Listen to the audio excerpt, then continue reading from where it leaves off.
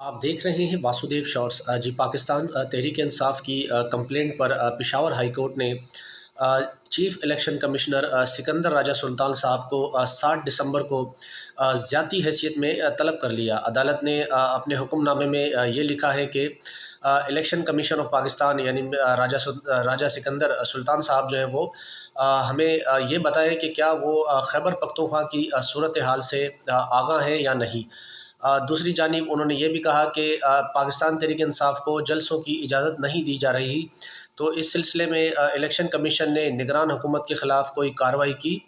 जबकि सूबे में खैबर पख्तूनख्वा में तमाम तर जमातों को लेवल प्लेइंग फ़ील्ड दी जा रही है, उनके जलसे और जुलूस का इनेकाद किया जा रहा है, लेकिन दूसरी जानिब पाकिस्तान तहरीक-ए-इंसाफ पर पाबंदियाँ हैं जलसों के हवाले से भी। उसी हवाले से पेशावर हाई कोर्ट ने ये बड़ा इक़दाम लेते हुए इलेक्शन कमिश्नर को 7 दिसंबर को तलब कर लिया।